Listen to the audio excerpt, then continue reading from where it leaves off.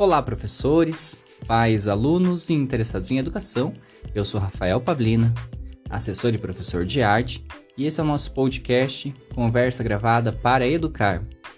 Aqui você ouve mestres e doutores falando sobre educação com uma linguagem clara e objetiva. O tema de hoje é avaliar em arte. Será que criatividade é critério avaliativo para eu colocar no meu planejamento? E como funciona a avaliação processual e a somativa? Para debater esse e mais alguns pontos da avaliação em arte, eu trouxe algumas referências, alguns livros e autores que falam sobre o assunto, e no final vou dar essas referências. Até lá a gente vai discutindo um pouco mais sobre como fazer o planejamento, como escrever no seu plano de aula, qual será o processo avaliativo que você terá. Eu trabalho com a formação de professores já há alguns anos e também trabalho ministrando cursos para professores como formação continuada. E algo que é muito recorrente, muito comum ler nos planejamentos, é no plano de aula, na parte onde fica a avaliação, o termo criatividade. Mas será que eu consigo avaliar a criatividade? Será que eu consigo atribuir uma nota para um aluno só olhando para o trabalho dele? Esse é um tema bastante difícil. A avaliação em arte já é por si só bastante subjetivo, mas nós temos alguns elementos que podem facilitar ou dificultar esse processo. Por isso, hoje a gente vai falar um pouquinho desse processo de avaliação. Algo que eu sempre vejo que é muito comum, a escrita do avaliação formativa ou avaliação processual. É importante a gente ter na cabeça que na educação dos dias de hoje, do século XXI, com essa educação 4.0 que se tanto fala, a gente já precisa partir do princípio que a educação, a avaliação, sempre vai ser processual. A gente não pode mais avaliar os alunos só pelo resultado daquilo que eles fizeram. A gente tem que analisar o processo que levou ele a pensar daquela maneira. E isso vale para todos os componentes curriculares, lá pela matemática, por exemplo. Ele não acerta o valor final da questão, mas se ele compreende e usa o raciocínio lógico para chegar naquele resultado, o professor precisa considerar esse raciocínio. Em arte não pode ser diferente. O aluno não tem a obrigação de fazer um trabalho com um resultado final ao gosto do professor, mas é o processo que levou ele até aquele ponto, aquele resultado, é que vai contar para a avaliação. E o item criatividade. Falar de criatividade é muito subjetivo. Eu sempre trago um exemplo bem simples, que é como o aluno expressa as suas vontades através do papel. Vamos supor que o professor dê uma atividade para os alunos em que eles precisam fazer um desenho. O aluno A já é super acostumado a desenhar, já tem uma prática, ele já está acostumado a fazer esboços, leva o seu caderninho de desenho para todos os lugares, ele está continuamente testando essa habilidade dele. Enquanto o meu aluno B é um aluno que não desenha, que não tem o costume de desenhar. Quando eu pedir uma atividade de desenho, obviamente o aluno A vai se sair melhor, porque ele já tem a prática. Mas será que só por ele se sair melhor ele deve receber uma nota maior se o meu critério avaliativo é a criatividade? Aí nós temos um ponto bastante importante para a gente refletir. Quando a gente fala em criatividade, eu estou sendo subjetivo. Então aquele aluno que não atingiu aquele resultado esperado, aqui entre aspas, o resultado perfeito, no sentido daquilo que o professor pediu, pode ser que o aluno B tenha se esforçado e tenha sido mais criativo do que o aluno A. Mas como o aluno A já tem esse processo, já tem essa habilidade desenvolvida, a nota maior vai ficar com ele. Quando, na verdade, o meu critério avaliativo está escrito só criatividade, eu deveria dar a nota maior para o aluno B. E óbvio que aqui a gente não está falando de comparar um aluno com o outro, é só um exemplo. A gente precisa sempre comparar o aluno com ele mesmo numa fase anterior. Mas vamos pensar um pouquinho nisso. Como eu avalio, então, essa criatividade? Eu posso avaliar a criatividade? Pode, desde que seus critérios avaliativos sejam mais claros. Então eu coloco lá no item avaliação, criatividade, 2 pontos. Aí eu posso listar, eu posso colocar alguns objetivos do que eu vou analisar nessa criatividade. Onde meu aluno foi capaz, o que ele foi capaz, quais foram os elementos que ele construiu, quanto da sua zona de conforto ele tirou, quanto ele saiu da sua zona de conforto. Tudo isso são critérios específicos que são muito importantes. Vamos pensar, qual é a função de um plano de aula? Eu sempre dou um exemplo que é super exagerado e meus alunos sempre dão risada disso. Mas a gente precisa fazer um planejamento e um plano de aula como se a gente fosse viajar para Miami e precisasse deixar esse planejamento nas mãos de outra pessoa. Você ganhou na loteria, pegou as suas malas e saiu. Uma outra pessoa vai chegar na escola e vai ter que continuar o seu trabalho só tendo contato com os seus planos de aula, com os seus planejamentos. A pessoa precisa ser capaz de aplicar essa aula, a pessoa precisa ser capaz de resolver essa questão avaliativa só lendo aquilo que você escreveu. Então, se o teu plano, o teu planejamento está completo, tem todos os critérios avaliativos, a pessoa vai dar conta de aplicar aquela aula. E isso é fundamental. Então, quando nós falamos de avaliação em arte, a gente tem que sempre lembrar que dentro do seu planejamento, do seu plano, tem que estar o máximo descrito possível. E aí eu vou falar uma coisa, professor, não se ofenda, é só um empurrãozinho para a gente pensar. Não dá para ter preguiça na hora de escrever os critérios avaliativos. Porque quando a gente coloca só criatividade ou só avaliação contínua ou processual, a gente está deixando uma lacuna gigantesca entre aquilo que a gente quer alcançar e aquilo que o aluno vai alcançar. Outra coisa que a gente precisa sempre lembrar é que quando nós falamos em avaliação, para que serve e como funciona a avaliação? A avaliação no planejamento, no plano de aula e na prática escolar nada mais é do que um termômetro que mede se o aluno conseguiu atingir aquele objetivo e aquela habilidade propostas. Então eu tenho um plano de aula, tenho um planejamento lá para acontecer. Nesse meu planejamento, eu vou colocar, são 4, 5 itens principais ali. Mas vamos pensar nos objetivos, que depois da base de 2020 aí, nós temos as habilidades, nós temos o desenvolvimento ou a metodologia, que é a maneira como eu vou fazer aquilo, nós temos os recursos que o professor vai usar e a avaliação. Então a avaliação precisa obrigatoriamente estar totalmente vinculada com o objetivo. Então se o meu objetivo é fazer com que o meu aluno conheça o Renascimento, por exemplo, nos meus critérios avaliativos, eu vou precisar fazer uma avaliação para ver se o meu aluno atingiu aquele objetivo. A avaliação não tem só o caráter de atribuir uma nota, a avaliação tem o caráter de sondar, de descobrir se o aluno foi capaz de chegar naquele objetivo que eu propus. Então a proposição era conhecer o Renascimento e a minha forma avaliativa vai ser um questionário oral, um questionário por escrito, vai ser uma apresentação de um trabalho. O que vai ser?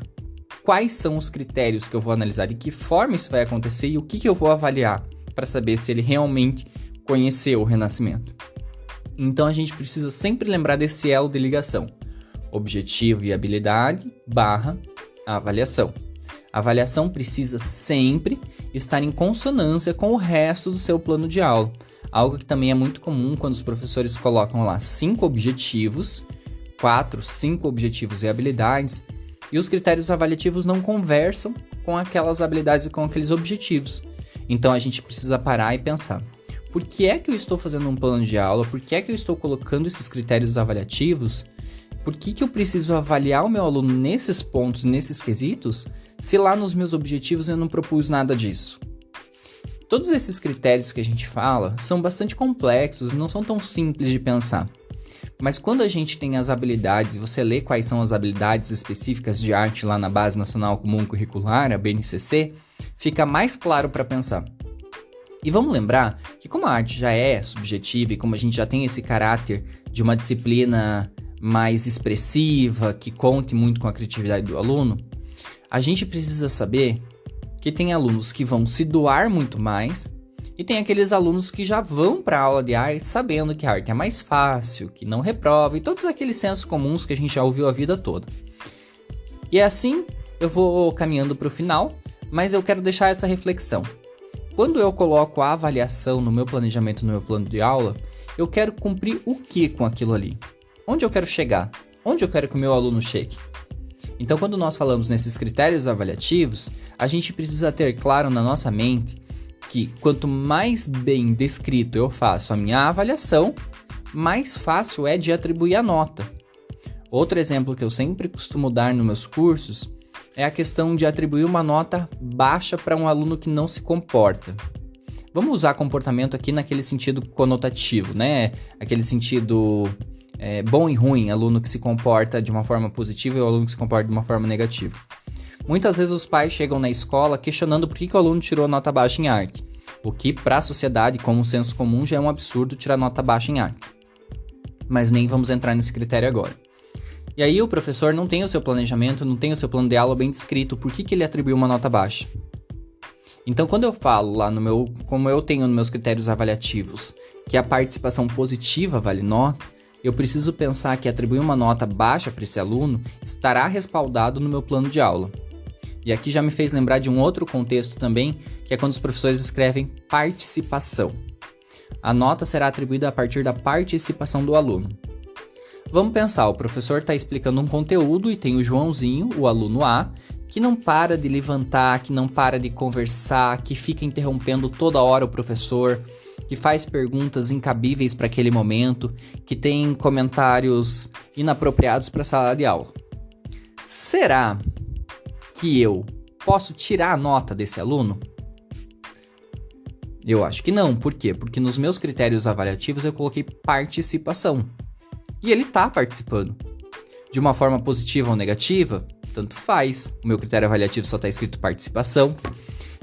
É muito importante que a gente tenha, claro, que quando nós colocamos, por exemplo, participação, eu preciso descrever que tipo de participação eu espero.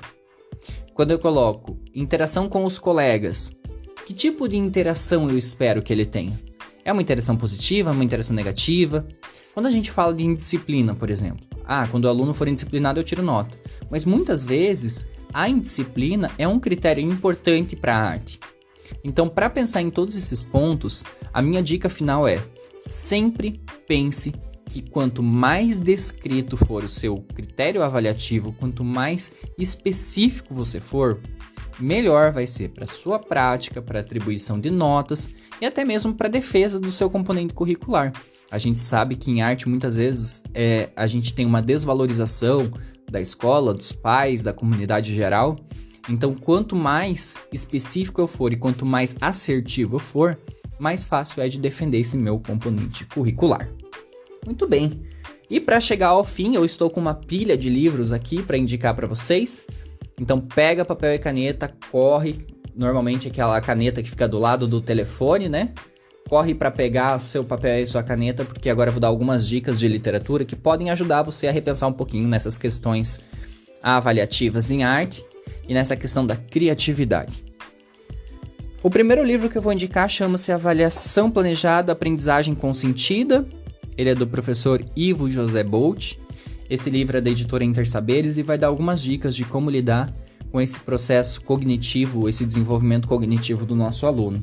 É um livro bastante simples e bacana, dá para ler ele rapidinho.